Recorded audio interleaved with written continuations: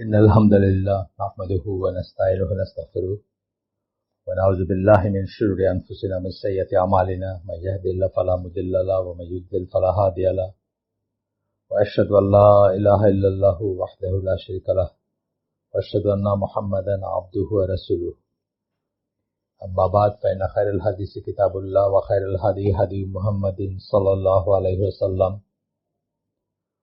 وشر الأمور محدثاتها وكل محدثات بدعة وكل بدعة ضلالة وكل ضلالة في النار আসসালামু আলাইকুম ওয়া রাহমাতুল্লাহি ওয়া বারাকাতুহু। আমরা সুন্নাহর কর্তৃত্ব ও মর্যাদা এই নিয়ে পড়াশোনা করতেছিলাম সিরিজ বেসিক ইসলামের ভিতরে। আজকে ওই বইয়ের চতুর্থ অধ্যায় আমরা শুরু করব, যেটার শিরোনাম হচ্ছে সুন্নাহর মর্যাদা বনাম কোরআন। কোরআনের নিরিখে সুন্নাহর মর্যাদা কতটুকু, অথবা কোন বিষয়ে কতটুকু, কোন দিক থেকে কতটুকু, এটা আপনার শুধুমাত্র সওয়াবের দিক চিন্তা করলে কোনটার মর্যাদা কতটুকু, বা আর যদি আমরা অথরিটি চিন্তা করি, যে আগে আমরা টাচ করে গেছি একটু, আমরা বলছি যে ডুয়েল সোর্স অফ শরিয়ার, একটা কোরআন একটা সুন্নাহ, বা একটা কোরআন একটা রাসূল সাল্লাল্লাহু আলাইহি ওয়াসাল্লাম। তখন আমরা বলতে চাইছি যেটা, যে যখন লেজিসলেশনের ব্যাপার আসবে তখন কোরআন একটা কিছু বললে সেটা যেমন আমাদের শিরোধার্য, রাসূল কিছু অর্ডার করলে সেটাও আমাদের শিরোধার্য। কিন্তু মর্যাদা, অর্থাৎ ধরেন পড়ার যে সওয়াবটা, বা আমাদের যদি সওয়াব এর উদ্দেশ্যে বা আল্লাহর নৈকট্য লাভের উদ্দেশ্যে পড়তে যাই, আমরা তেলাওয়াত করতে যাই, তাহলে কোনটার মর্যাদা কতটুকু, সেখানে ডিফারেন্স আছে, সেখানে কোরআনের সাথে কিছু তুলনীয় না। এই নিয়ে পড়াশোনা আমাদের আজকের। আইনের উৎস হিসেবে সুন্নাহর মর্যাদা যখন সন্দেহাতীত ভাবে কোরআনের বহু আয়াত ও হাদিস দ্বারা প্রতিষ্ঠিত করা হলো, অর্থাৎ আমরা আগের যে চ্যাপ্টারগুলো পড়লাম, এরপর প্রশ্ন থাকছে সুন্নাহর অবস্থান বা পদমর্যাদা কতটুকু। আরো সুনির্দিষ্টভাবে যদি আমরা বলি, তাহলে বলতে হবে যে কোরআনের তুলনায় এর অবস্থান কোথায়। এই ব্যাপার নিয়ে তিনটা মত আছে, একটা একটু করে আমরা পড়ব। প্রথম মতটা হচ্ছে কোরআন সুন্নাহর উপর প্রাধান্য বা অগ্রাধিকার পাবে।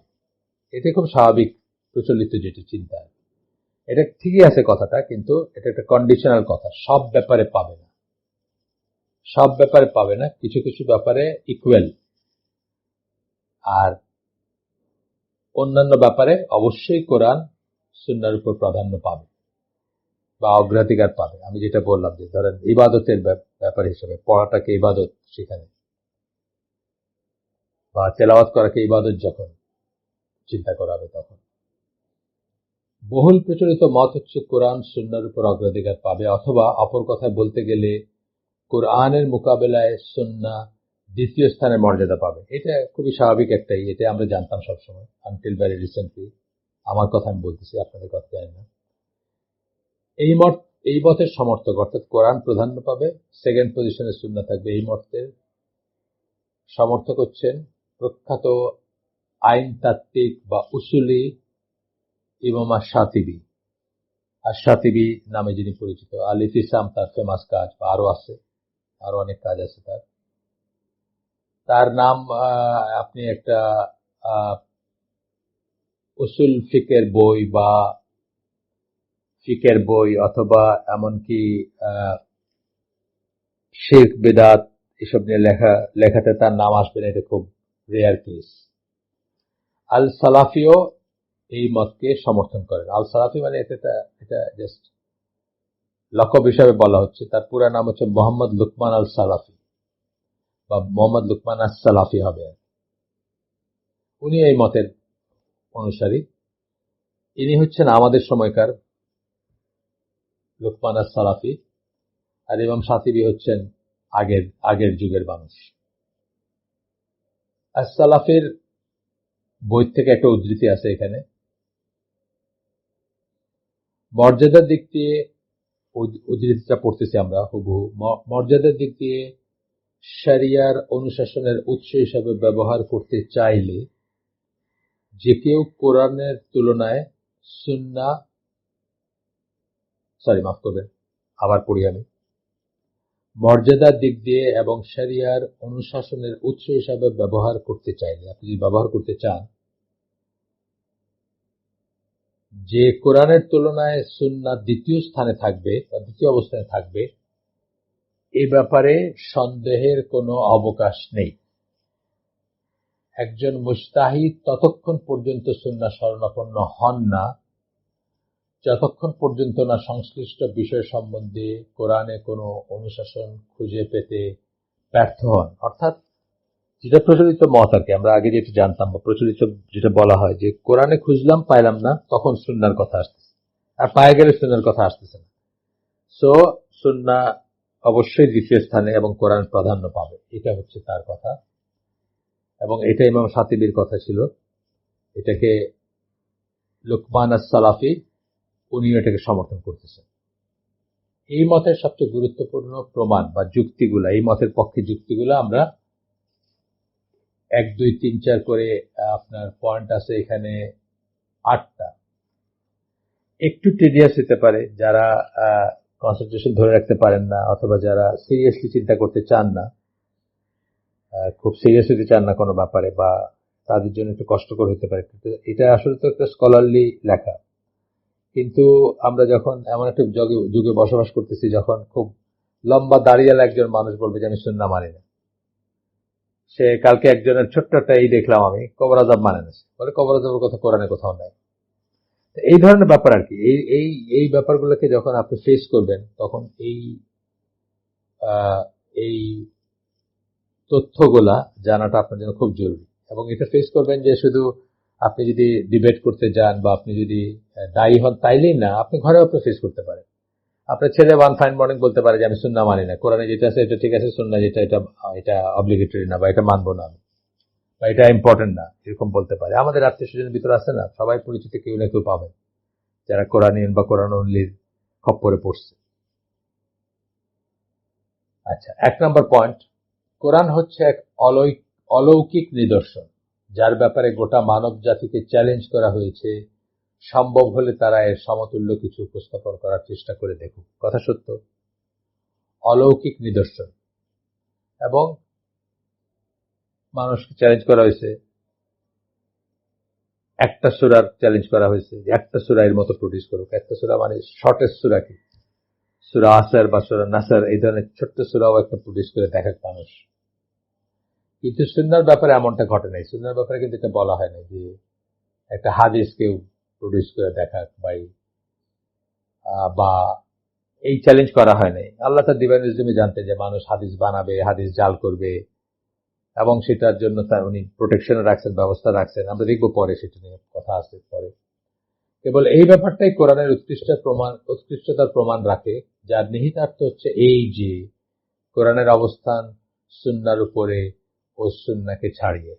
ইয়েস, অ্যাজ এ মানে স্ক্রিপচার, বা আগেই বলছি আমি যে মানে আপনি যদি রিসাইট করা, তেলাওয়াত করা, সংরক্ষণ করা, বা আল্লাহর কথা, সোজা কথা, সেই হিসাবে তো কোরআনের একটা ইউনিক মর্যাদা আছে যেটা সুন্নাহর নাই। সত্যি কথা, ঠিক আছে। কিন্তু আমরা কিন্তু এখানে চিন্তা করতেছি, আমরা যে জিনিসটা প্রতিষ্ঠা করতে চেষ্টা করতেছি বা যে জিনিসটা নিয়ে এত পড়লাম, সেটা কিন্তু এই হিসাবের মর্যাদার কথা বলা হয় নাই। বলা হয়েছে উসুল ফিকের পয়েন্ট অফ ভিউ থেকে, অর্থাৎ লেজিসলেশন বা আইন প্রণয়নের ব্যাপারে যদি আমরা কিছু একটা সুন্নায় পাই এবং কোরআনে পাই, এবং যেটা যেটা সুন্নাতে আল্লাহ রাসূল নিষেধ বা আদেশ করছেন, ইম্পারেটিভ অথবা নেতিবাচক ভাবে মানে নাবাচক ভাবে নিষেধ করছেন, ডোন্ট ডু ইট, এরকম অর্ডার করছেন, সেই জিনিসগুলোর যে মর্যাদা, সেই জিনিসগুলোর যে গুরুত্ব, সেই জিনিসগুলোর যে স্ট্যাটাস, আর কোরআন যখন কোনো একটা কিছুকে করতে বলছে অথবা নিষেধ করছে, এই দুইটা স্ট্যাটাসের ভিতরে কোনো পার্থক্য নাই। সেটাই কিন্তু আমাদের ইন্টারেস্টের জায়গা। আমাদের ইন্টারেস্টের জায়গা অলৌকিক অরিজিন বা আল্লাহর কাছ থেকে আসছে, সেটা নিয়ে কোনো প্রশ্ন নাই। 2 নম্বর পয়েন্ট, কোরআনের সবটুকুই হচ্ছে মুতাওয়াতির এবং কাতঈ আস-সাবুত। কাতঈ আস-সাবুত কথাটা মানে হচ্ছে সুনির্দিষ্টভাবে নিশ্চিত বা সত্যায়িত। আর মুতাওয়াত্তির মানে আপনি জানেন একাধিক সোর্স থেকে বা বহু সোর্স থেকে আসে। এক্ষেত্রে মুতাওয়াত্তির অর্থ দাঁড়ায় এই যে কোরআনের বিষয়াবলী এমন ভাবে এবং এত বেশি সংখ্যক লোকের মাধ্যমে বর্ণিত হয়েছে, কোরআনের আয়াতগুলো আসছে যখন কালেকশন করা হয়েছে, এত বেশি সংখ্যক মানুষ এটা সাক্ষী ছিলেন, হাফেজ ছিলেন, মুখস্থ জানতেন, তাদের সবার একই ভুল করার অথবা কোন রকম জালিয়াতির ব্যাপারে একমত হওয়ার সম্ভাবনা নেই। একই ভুল করছেন সবাই কোন একটা ব্যাপারে। আমরা দেখি কোরআনের ব্যাপারে কেউ কেউ কেউ ভুল করছেন, কখনো কখনো ভুল করছেন, সেটা একটা আয়াত কোরআনের আয়াত কিনা এটা নিয়ে ভুল করছেন, অথবা এই এই রিডিংটাই শুদ্ধ কিনা না ওই রিডিংটা শুদ্ধ, এটা নিয়ে ভিন্ন মত আছে। কিন্তু তারা ভুলের উপর একমত হন নাই, একমত হয়েছেন ঠিকটার উপরে, সেটা বলতেছে। কাতিয়া সাবুত যে কথাটা বললাম, এর অর্থ হচ্ছে এই যে তা সঠিক বলে সুনির্দিষ্টভাবে নিশ্চিত হয়েছে, সঠিক বলে সুনির্দিষ্টভাবে নিশ্চিত হয়েছে আমরা বা সাহাবীরা বা তার পরবর্তীরা। এই ব্যাপারটাও এটা যে মুতাওয়াত্তির সেই সত্য থেকে আসে, এটারও একই একই ইসের থেকে আসতেছে যে এতজন একসাথে ভুল করবেন না, এতজন সাহাবী একত্রে এতে জালিয়াতি করবেন না, বা অ্যান্ড সো অন, আর কি যত যত আসবে এই যুক্তি এই এই এই ব্যাপারের উপর যত যুক্তি আসবে আর কি। অথচ হাদিসের একটা ক্ষুদ্র অংশকে মুতাওয়াতির বলে গণ্য করা হয়। হাদিসের যে বহু হাদিস যেগুলা আমরা সিরিয়াসলি নেই, যেগুলো আমরা সহি মনে করি, যেগুলো আমরা সঠিক মনে করি, তার ভিতর মুতাওয়াতির সহি বা হাসান মনে করি, গ্রহণযোগ্য মনে করি, অ্যাকসেপ্টেবল মনে করি, তার ভিতর মুতাওয়াতির সংখ্যাটা একটা ক্ষুদ্র অংশ। অনেক হাদিস আছে যেগুলো মুতাওয়াতির না এই সেন্সে। সুতরাং এই বাস্তবতার উপর ভিত্তি করে কোরআনকে একটা অগ্রাধিকার দিতেই হবে। ঠিক আছে, আমরা দেখব যে এই জিনিসগুলা, এই যে যুক্তিগুলো আমরা পড়তেছি, শুনতে অনেক সুন্দর লাগতেছে এবং যুক্তিগুলো হয়তো ঠিকও অনেকাংশে, কিন্তু যখন আমরা আইন প্রণয়নের ব্যাপারে মর্যাদার কথায় যাব তখন এই যুক্তিগুলো আসলে খুব একটা ধোপে টেকে না, বা এই যুক্তিগুলো মিনিংলেস, সেটা আমরা দেখব পরে। 3 নাম্বার, এই মতের পক্ষে 3 নাম্বার যুক্তি হচ্ছে কোরআনের তেলাওয়াত করাটা নিজেই ইবাদতের একটা ব্যাপার। যা আমরা আগেই বলছি আপনাদেরকে, সত্যি কথা এটা যে তেলাওয়াত করাটা নিজেই ইবাদতের একটা ব্যাপার। বুঝলেও তেলাওয়াত করাটা ইবাদত, না বুঝলেও ইবাদত, না বুঝলেও সব আছে। কেবল কোরআনের তেলাওয়াত করাটা নিজেই ইবাদতের একটা ব্যাপার বলে মর্যাদা পেয়ে থাকে, যার ফলস্বরূপ বিশেষ প্রতিফল আশা করা হয়। এই ধারণাটা নবীর নিম্নলিখিত বক্তব্যের উপর ভিত্তি করে প্রতিষ্ঠিত। এটা আবার আসছে এই যে বিশেষ স্ট্যাটাস যে তেলাওয়াত করাটাই একটা ইবাদত, এটা কিন্তু আসছে কোথা থেকে? রাসূলের একটা হাদিস থেকে আসছে। সেই হাদিসটা হচ্ছে তিরমিজি এবং অন্যান্য বর্ণনায় আসছে আলবানির মতো সেই হাদিস। আল্লাহ রাসূল কি বলতেছেন? যে আল্লাহর কিতাবের একটি হরফ পাঠ করি, এ কথা আমরা এমনিতে বলছি আপনাদের, এখন টেক্সটটা পড়তেছি আমরা, যে আল্লাহর কিতাবের একটি হরফ পাঠ করে তার পক্ষে একটি সৎকর্ম লিপিবদ্ধ হয় এবং প্রত্যেকটি সৎকর্মের জন্য গুরুত্বপূর্ণ প্রতিফল পাওয়া যাবে। আমি বলছি না যে আলিফ লাম মিম একটি হরফ, বরং আলিফ একটি হরফ, লাম একটি হরফ এবং মিম একটি হরফ। অর্থাৎ আলিফের জন্য প্রতিদান আছে, লামের জন্য প্রতিদান আছে, মিমের জন্য আছে। আলিফ লাম মিম তিনটা মিলে একটা হরফ না। অত্যন্ত ইম্পর্টেন্ট একটা কথা, যেটা থেকে আমরা বুঝলাম ইয়েস, এই কথা সত্যি যে এটা তেলাওয়াতি একটা ফরশিপ, ঠিক আছে, কিন্তু তাতেও হাদিসের তেলাওয়াত যদি একটা ফরশিপ নাও হয়, কিন্তু তাতে লেজিসলেশনের ব্যাপারে, আইন প্রণয়নের ব্যাপারে কিন্তু হাদিসের মর্যাদা ক্ষুণ্ণ হবে না, আমরা দেখব পরে। 4 নাম্বার, নিম্নলিখিত হাদিসে আমরা দেখতে পাই যে সুন্নাহ নিজেই এটা প্রমাণ করে যে কোরআন সুন্নাহর উপর অগ্রাধিকার দাবি রাখে। একটা হাদিস পড়বো আমরা, যেখানে আমরা বুঝবো বা জানবো যে কোরআন সুন্নাহর উপর অগ্রাধিকারের দাবি রাখে।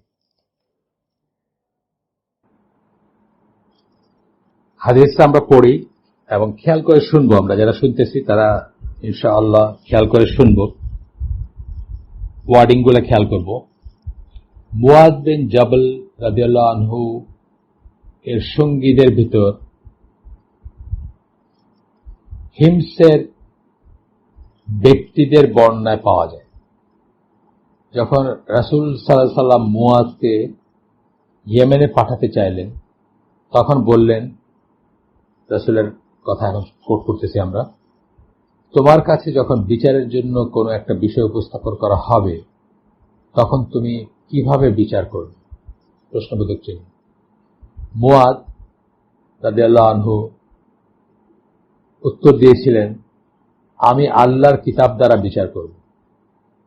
তিনি অর্থাৎ নবী সাল্লাল্লাহু আলাইহি সাল্লাম তখন বললেন, আর তুমি যদি তা আল্লাহর কিতাবে না পাও, তখন আল্লাহর কিতাব দিয়ে বিচার করার কথা বললেন। আর রাসূল তখন জিজ্ঞেস করে, যদি না পাও সেখানে তাহলে কি করবো? যেটা আমরা প্রচলিত মত, যেটা সেটা কোথা থেকে আসলো সেটা আমরা বুঝবো ইনশাআল্লাহ এই হাদিস শেষ করলে।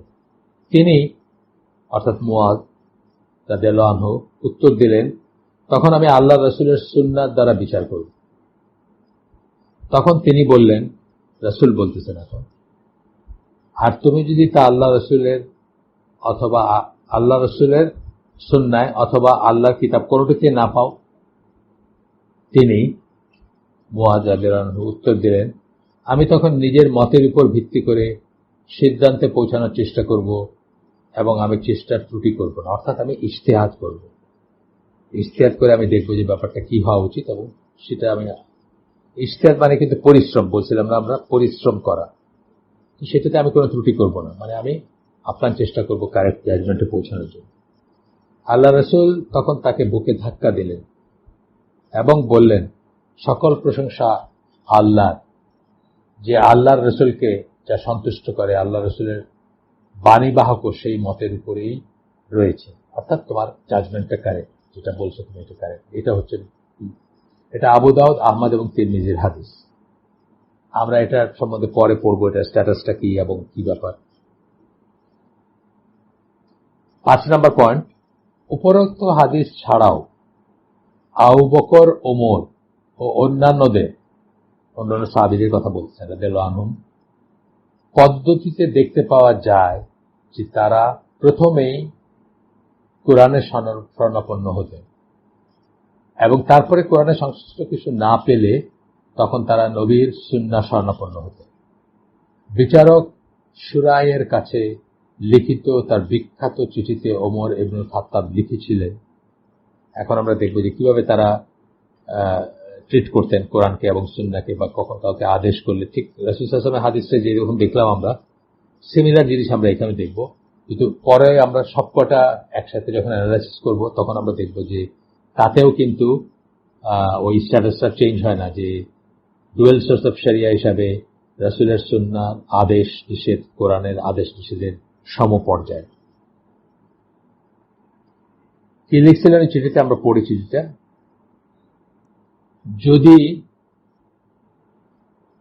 যদি তোমার কাছে এমন কোন ব্যাপার আসে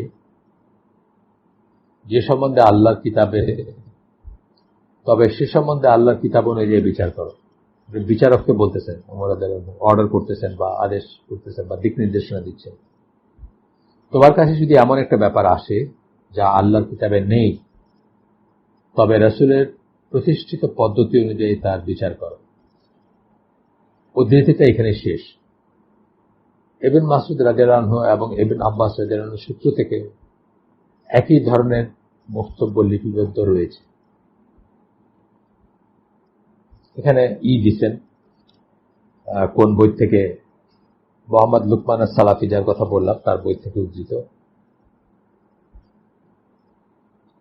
6 নম্বর পয়েন্ট, এই মতের পক্ষে 6 নম্বর যুক্তি, কোরআন হচ্ছে সেই বিষয় যা সুন্নাহর মর্যাদা প্রতিষ্ঠিত করে। আমরা এতদিন যা পড়ছি তার ভিতর সুন্নাহ যে খুব গুরুত্বপূর্ণ জিনিস, সেটার দলিলটা, আমরা মেইন দলিলটা কোথা থেকে আসছে? কোরআন থেকে আসছে।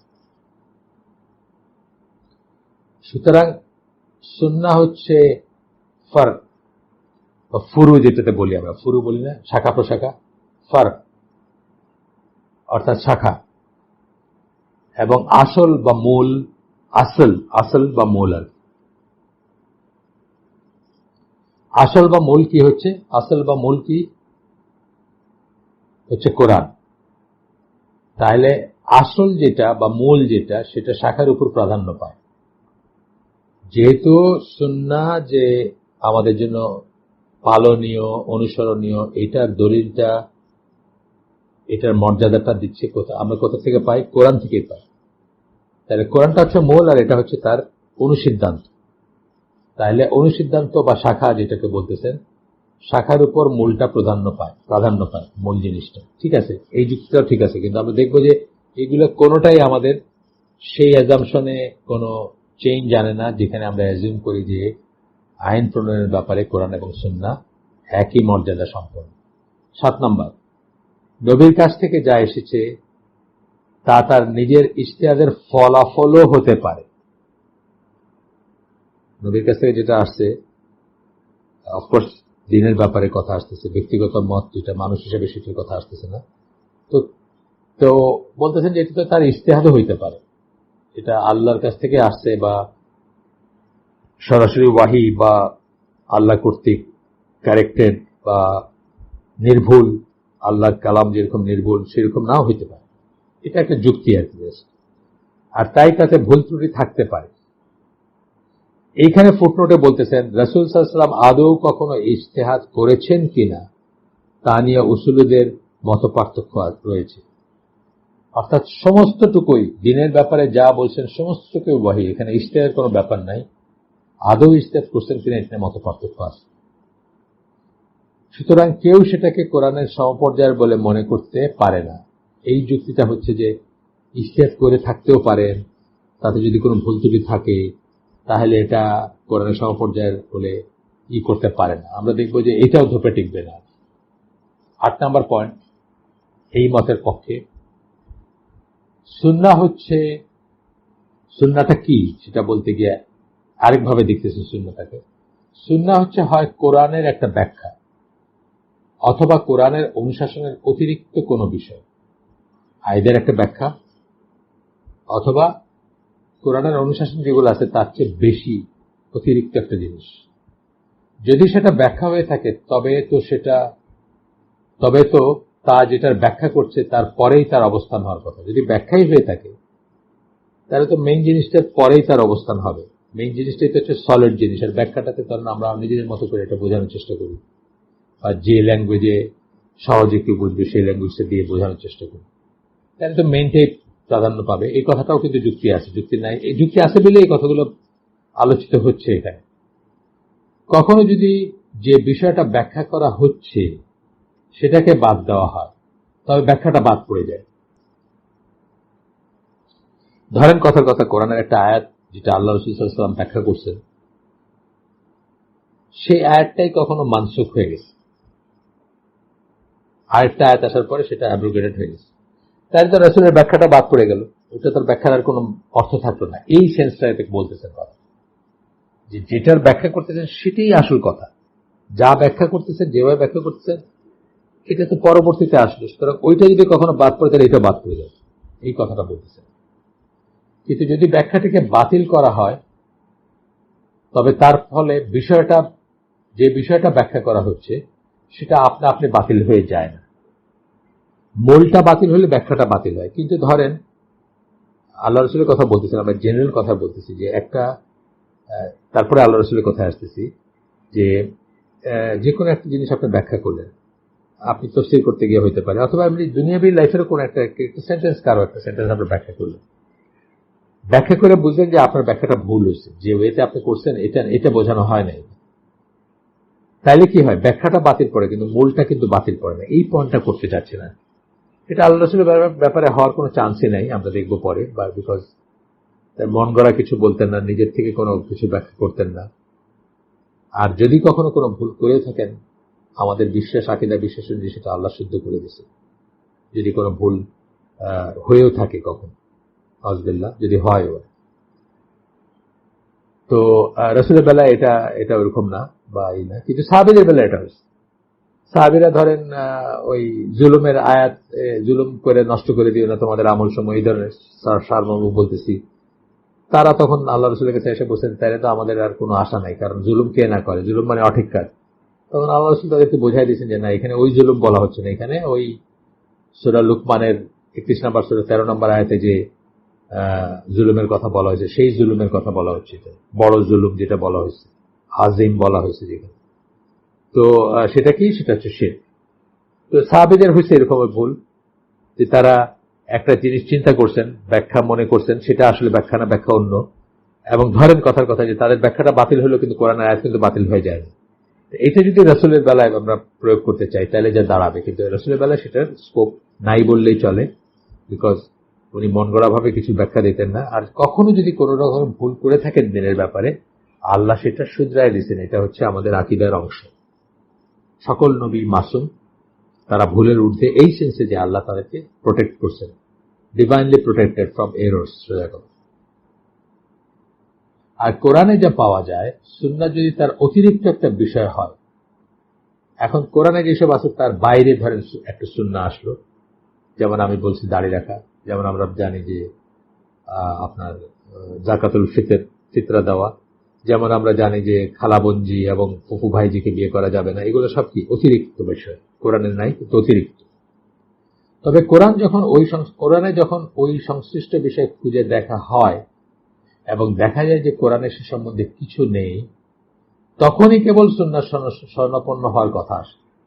তো বলতেছেন যে এই বিষয়গুলো কোরআনে যখন খুঁজে হয় যে এগুলো আছে নাকি কোরআনে, দেখা যায় যে নাই, তখনই সুন্নাহ শরণাপন্ন হওয়ার বিষয় আসে। অর্থাৎ ধরেন কারো দাঁড়িয়ে রাখা নিয়ে মনে প্রশ্ন জাগলো, সে তখন কোরআন ঘাঁটতে শুরু করলো, দেখলো যে না, কোরআনে তো দাঁড়িয়ে রাখার কথা কোথাও নাই, আচ্ছা এখন সুন্নাহ দেখি আছে কিনা। এই সেন্সটা বলতেছেন বাবুনারা, এই যুক্তিগুলো বলতেছে।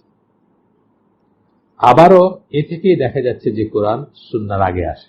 এখান থেকে বলতেছেন যে তাই কোরআন অগ্রাধিকার পায় বা কোরআন আগে আসে, প্রথমে কোরআন তারপরে সুন্নাহ, এই কনসেপ্টের কথা বললেন।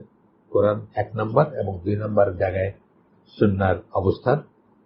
এই মতের উপর আমরা সমস্ত যুক্তিগুলো পড়লাম।